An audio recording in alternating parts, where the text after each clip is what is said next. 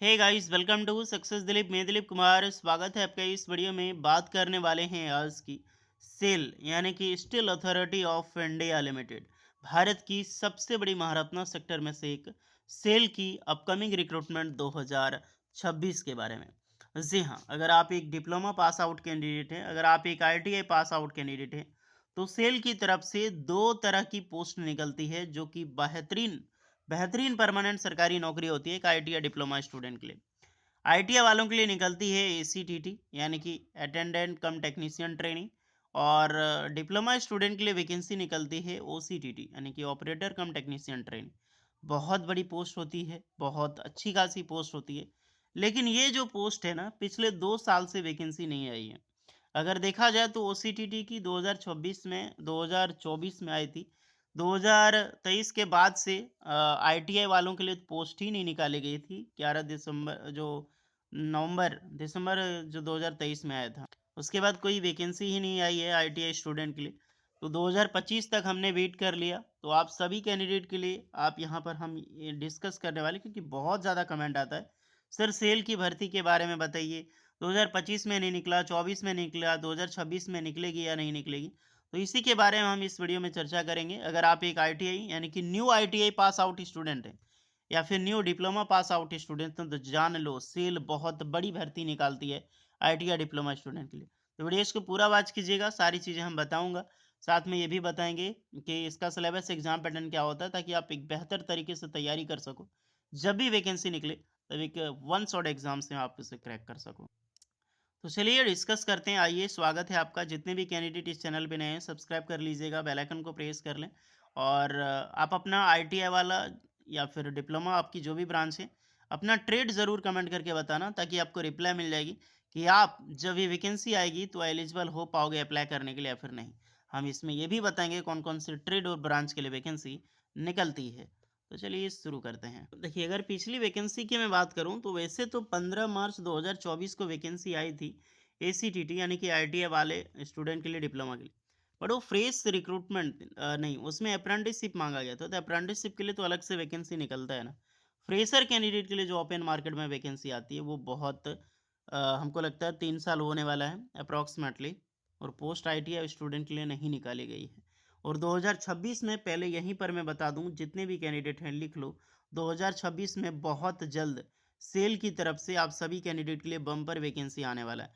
खास करके Bokaro steel plant पे पहले डाउट था, because court cases and various restrictions था। लेकिन अब वैकेंसी निकालने के लिए तैयार है बीएसएल यानी कि बोकारो स्टील प्लांट। और अच्छी पोस्ट पर वैकेंसी आएगी, डीएसपी से आएगी। और इसको इसको स्टील प्लांट से वैकेंसीज यहाँ पर निकलने वाली है। तो अगर आप एक सेल में नौकरी पाना चाहते हैं, तो तैयार हो जाइए, अपने सिलेबस के अकॉर्डिंग ज़रूर तैयारी करें। एसीटीटी ओसीटीटी वालों के लिए अगर मैं बताना चाहूँ कौन कौन से ट्रेड एंड ब्रांच के लिए वैकेंसी निकलती है, तो ऑलमोस्ट जितने भी ब्रांच होते हैं, जो इंजीनियरिंग ब्रांच है, उस सब के लिए पोस्ट आती है। कभी किसी पोस्ट के लिए वैकेंसी नहीं होती है, वो अलग बात है। बट हमेशा आप सभी कैंडिडेट को वैकेंसी देखने को मिलेगी। लेकिन जो सबसे ज़्यादा ट्रेड एंड ब्रांच के लिए वैकेंसी होती है, जैसे कि मैं बात करूं ऑपरेटर कम टेक्नीशियन ट्रेनिंग यानी कि ओसीटीटी वालों के लिए, जो कॉमन ब्रांच होता है, जो निकलना ही निकलना है, वो ब्रांच होते हैं जैसे कि mechanical engineering, metallurgical engineering, electrical engineering, civil engineering, electronics and telecommunications engineering. ये जो मैक्सिमम ब्रांच है, वो वैकेंसी आई तो मतलब आपका वैकेंसी ज़रूर होगा, ये कंफर्म है। यहीं पर एसीटीटी यानी कि अटेंडेंट कम टेक्नीशियन ट्रेनिंग, जो एक आईटीआई पास आउट स्टूडेंट के लिए होता है। 3 ब्रांच तो कंफर्म है, फिटर, इलेक्ट्रिशियन और मशीनिस्ट। खास करके आपको कभी कभी इलेक्ट्रॉनिक मैकेनिक की पोस्ट देखने को मिल जाएगी। वेल्डर की वैकेंसी देखने को मिल जाएगी, बहुत ज़्यादा मात्रा में वेल्डर की वैकेंसी आती है। इंस्ट्रूमेंट की वैकेंसी जाती है। तो ये सारे ट्रेड जो मैंने अभी आपको बताया, वो सारे ट्रेड के लिए जब भी सेल से किसी भी ऑर्गेनाइजेशन से वैकेंसी निकले, तो ये सब ट्रेड होता ही होता है। इसके अलावा भी बहुत सारे ट्रेड होते हैं, लेकिन वो कॉमन में नहीं आते। अगर उनकी पोस्ट खाली है तो वैकेंसी ज़रूर निकलेगी। कोपा की भी वैकेंसी आती है, सबकी आती है जैसा वैकेंट होगा।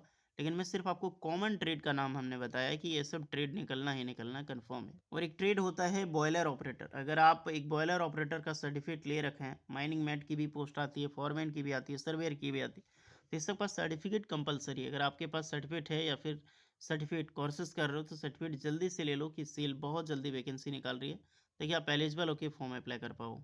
एज लिमिट की मैं बात करूं तो ऑपरेटर यानी कि ओसीटीटी की जो एज होती है ना वो 18 से 28 साल के कैंडिडेट्स में अप्लाई कर सकते हैं। और वहीं पर सेम आईटीआई स्टूडेंट के लिए एसीटीटी उनके लिए भी 18 से 28 साल वाली एज यहाँ पर होती है डियर। बाकी बात एज रिलैक्सेशन प्रॉपर मिलता है फॉर एसटीसी वालों के लिए 5 एंड ओबीसी वालों के लिए 3 इयर्स का।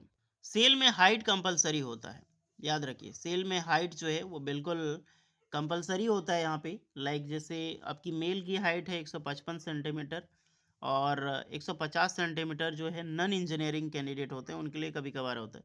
बाकी बात फीमेल की हाइट है 143 सेंटीमीटर।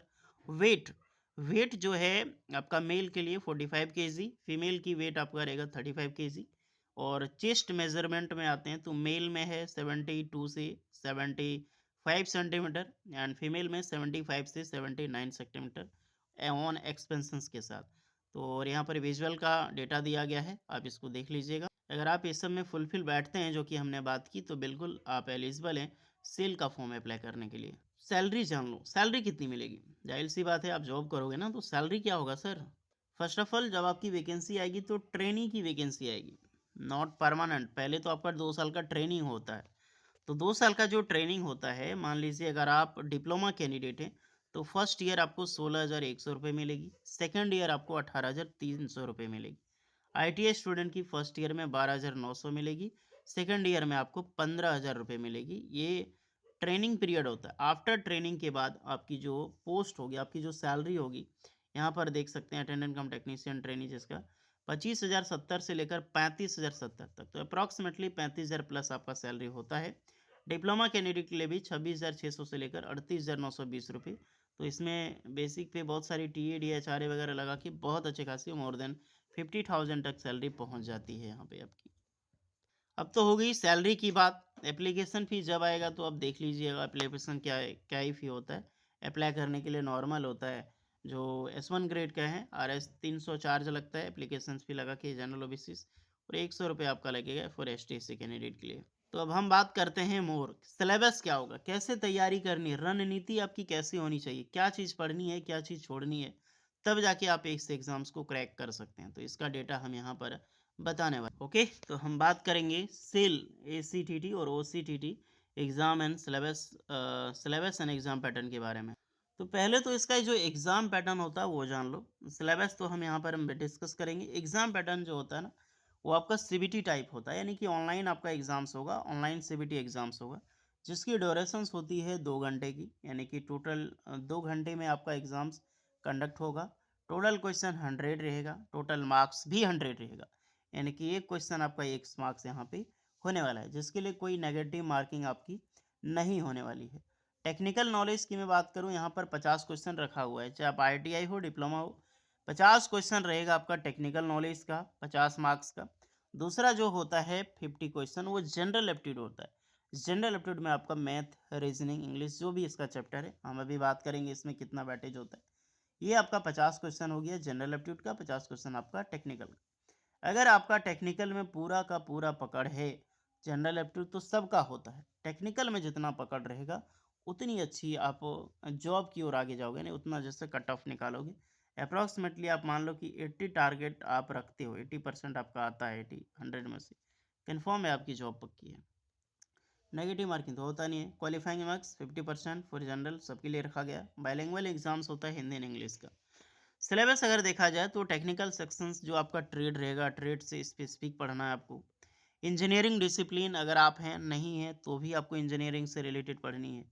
बेसिक कंसेप्ट ऑफ जैसे कि इलेक्ट्रिकल हो गया, मैकेनिकल, मेटलर्जी, इंस्ट्रूमेंटेशन, ये सब चीज़ की नॉलेज चाहिए आपके पास। ITI डिप्लोमा दोनों की मैं बात कर रहा हूँ।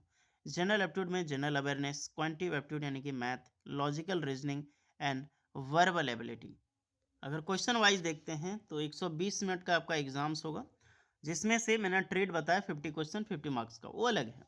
अब यहाँ पर जो 50 क्वेश्चन जनरल एप्टीट्यूड का हम बात कर रहे थे, जहाँ पर जनरल अवेयरनेस से 10 क्वेश्चन पूछा जाएगा, जनरल इंग्लिश से 10 क्वेश्चन रहेगा आपका, करंट अफेयर से 10-10 क्वेश्चन रहेगा, non verbal and verbal reasoning रहेगा 10 क्वेश्चन 10 मार्क्स का, न्यूमेरिकल एबिलिटी रहने वाला आपका 10 क्वेश्चन 10 मार्क्स का। यानी कि ये 5 प्रकार का सब्जेक्ट है जो टोटल 10-10 मार्क्स का रहेगा। 100 मार्क्स का आपका टोटल एग्जाम्स रहेगा।